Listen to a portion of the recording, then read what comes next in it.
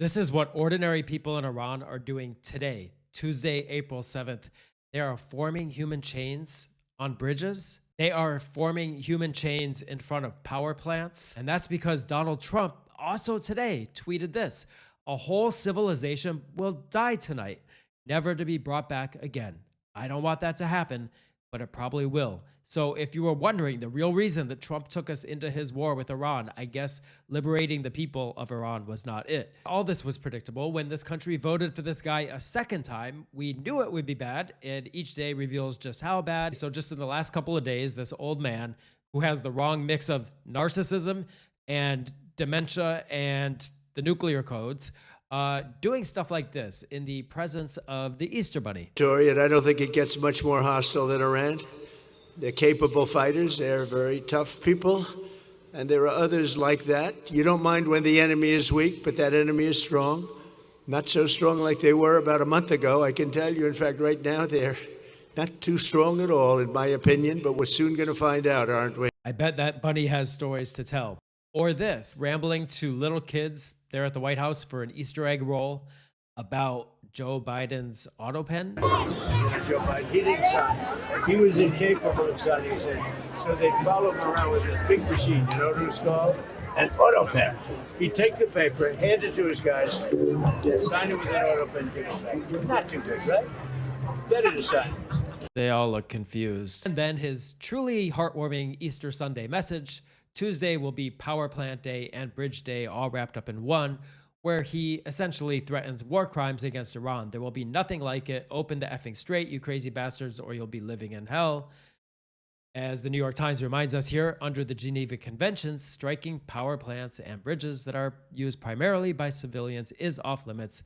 They're not considered military targets. I guess one thing that we are finding out, or being reminded of in the second Trump term, is that stopping fascism is a marathon, not a sprint, because the way that they hit us daily with so many utterly batshit news headlines is exactly the point. They're flooding the zone so that we cannot keep track of it all or do something about every little big thing. So they continue to drive us to disengage and despair. And I really do think that things would be worse if there wasn't already resistance. I truly do think that if we weren't standing up to and laughing in the face of this wannabe dictator and undermining him at every turn, that no one would be left to save us. But I also think that we need to come to terms with the reality of this moment. We, the United States of America, we are the bad guy now. Maybe it comes as a surprise to anyone who believed in the myth of American exceptionalism, who's not aware of our own flawed history or American empire building abroad. But don't forget what Dr. King said more than 50 years ago. I knew that I could never again raise my voice against the violence of the oppressed in the ghettos without having first spoken clearly to the greatest purveyor of violence in the world today, my own government.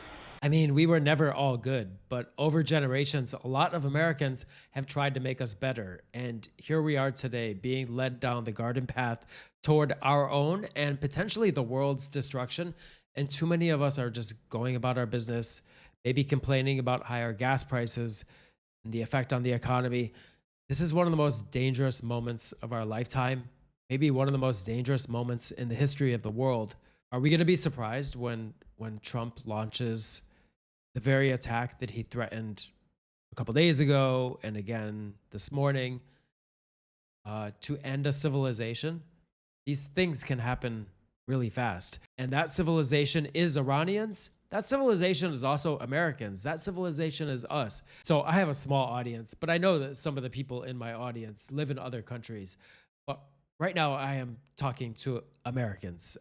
We are being led to our own destruction by an unstable madman.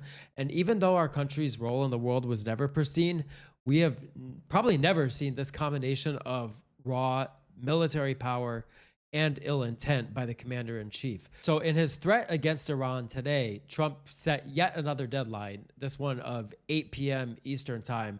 And literally by the hour today, more and more members of Congress have called for the 25th Amendment to be invoked.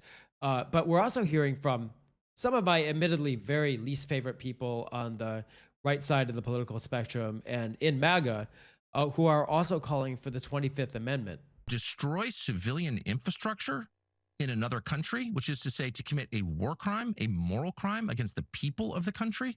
Those people who are in direct contact with the president need to say, no, I'll resign.